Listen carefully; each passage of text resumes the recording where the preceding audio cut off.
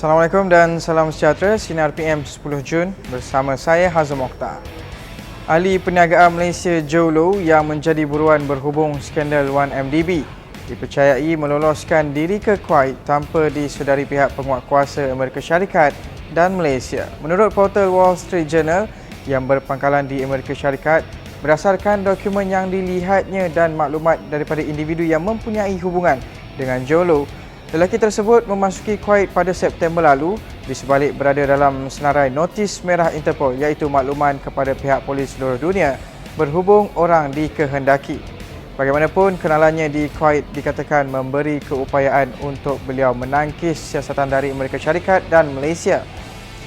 Terdahulu pada awal 2016, ahli perniagaan yang berasal dari Malaysia itu memohon bantuan anak Perdana Menteri Kuwait, Sheikh Sabah Al-Jabir Al-Mubarak Al-Hamad Al-Sabah yang dikenali beberapa tahun sebelum itu dan menawarkan untuk menggunakan kenalannya di China untuk membawa pelaburan ke Kuwait.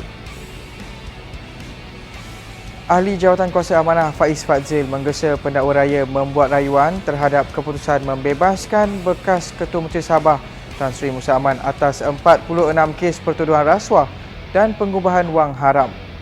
Faiz yang juga adun Permatang Pasir berkata rayuan tersebut wajar dibuat memandangkan pertuduhan dikenakan terhadap Musa melibatkan jumlah wang yang besar selain membabitkan kes kepentingan awam.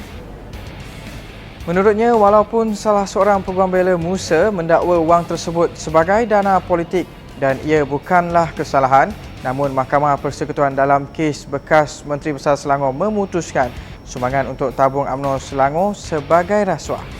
Semalam, Mahkamah Tinggi Kuala Lumpur melepas dan membebaskan Tan Sri Musa Aman daripada 46 tuduhan rasuah dan pengubahan wang haram kontrak konsesi balak di Sabah.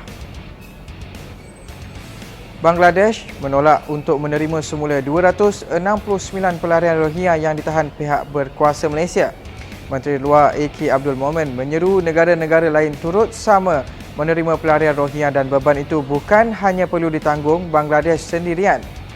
Tambah beliau, Rohingya bukan warga Bangladesh tetapi penduduk Myanmar. Dalam pada itu, 2 lagi pelarian Rohingya di kem sementara di Cox's Bazar meninggal dunia akibat COVID-19 menjadikan jumlah kematian seramai 3 orang.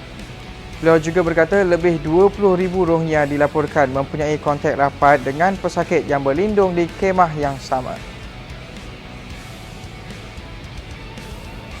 Suruhanjaya Pencegahan Rasuah melumpuhkan sindiket penyelewengan minyak masak bersubsidi setelah menahan 4 individu yang merupakan pengarah syarikat dalam Ops RBD semalam. Timbalan Ketua Pesuruhjaya Operasi SPRM, Datuk Seri Ahmad Husairi Yahya berkata kesemua mereka ditahan bagi membantu siasatan berhubung kuota pembekalan minyak subsidi daripada Kementerian Perdagangan Dalam Negeri dan Hal Ehwal Pengguna.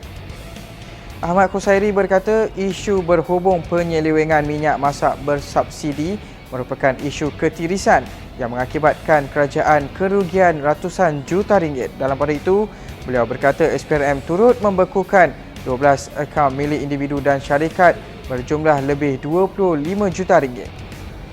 Kita beralih ke berita sukan. Semua pasukan dan kelab saingan Liga Malaysia seharusnya bersedia untuk kembali mengadakan sesi latihan berpasukan setelah mendapat green light dari kerajaan. Presiden Persatuan Jurulatih Bola Sepak Malaysia B. Satya Naden berkata kebenaran itu perlu dimanfaatkan setelah pemain pasukan masing-masing tidak menjalani latihan secara intensif setelah Liga ditangguhkan sejak 16 Mac lalu berikutan pandemik COVID-19.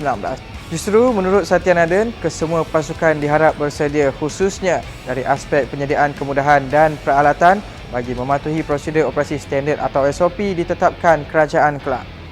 Tambah Satya Naden, berdasarkan pemerhatiannya, banyak kaedah latihan boleh dilakukan jurulatih ketika sesi latihan berpasukan yang tidak melibatkan sentuhan. Teruskan setia bersama Sinar Harian di portal Facebook, Instagram, Twitter dan YouTube. Dan jangan lupa untuk muat turun aplikasi Sinar Harian bagi mengikuti perkembangan semasa dalam serta luar negara.